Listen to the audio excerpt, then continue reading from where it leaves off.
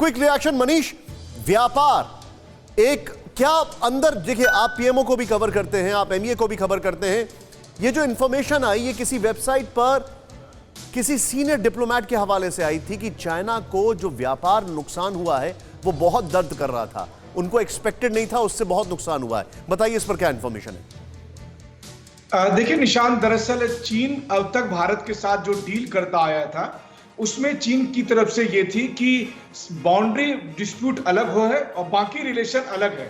लेकिन इस बार एलएसी के प्रकरण के बाद भारत सरकार ने साफ किया कि जब तक बाउंड्री डिस्प्यूट जारी रहेगा हम दूसरे संबंध सामान्य नहीं कर सकते हैं, और इसे बारंबार कहा गया। इसे विदेश मंत्री डॉक्टर एस जयशंकर ने कई बार कहा।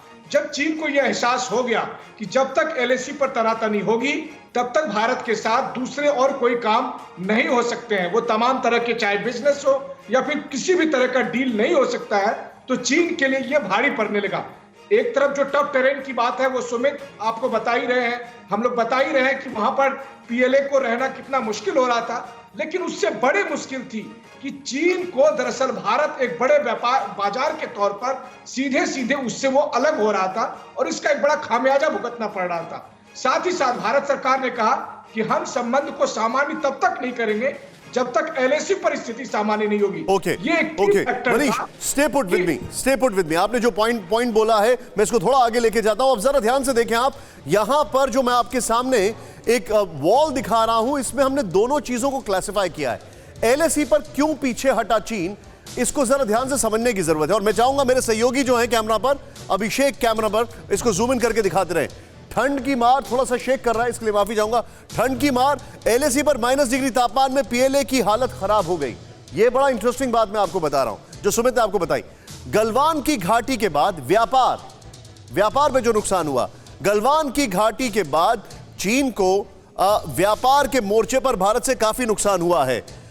ये यहां पर एक और, मैं चाहूंगा राहुल इसको पहले वाला जो वॉल है फिर से एक बार फिर से दिखाएं, वो हमारे सामने। खैर एनीवे, एलएसी पर -डिग्री तापमान में पीएलए की हालत खराब हुई। नेक्स्ट चेंज ओवर करें यहां पर, वो बड़ा इंटरेस्टिंग है। दिसंबर जनवरी में खराब होती सेहत के कारण चीन ने अपने 10,000 सैनिक वापस बुलाए थे। ये फैक्ट है। थोड़ा जूम इन करें इसको अभिषेक, इसको जूम इन करें। यहां पर जो हमारे सामने फैक्ट है वो देखें आप, व्यापार में जो नुकसान हुआ। भारतीय रेलवे, बीएसएनएल और कई सरकारी कंपनियों ने चीन की कंपनियों से अपनी डील कैंसिल कर दी। यह बड़ा इंटरेस्टिंग, एक बहुत स्ट्रांग रिएक्शन था। नेक्स्ट चेंज ओवर करें। एलएसी में बड़ी संख्या पर सैनिकों की तैनाती से चीन को भारी आर्थिक नुकसान हो रहा था। यह सबको पता है, हमको भी हुआ, लेकिन उनको बहुत ज्यादा यह चुभ रहा था। लंदन की ग्लोबल डेटा कंपनी और इसके अलावा आईएमएफ ने कहा कि 2021 में भारत चीन को पीछे छोड़ते हुए फास्टेस्ट ग्रोइंग इकोनॉमी बनेगा। Double digit economy, fastest growing में, और वो चीन सिंगल डिजिट में था।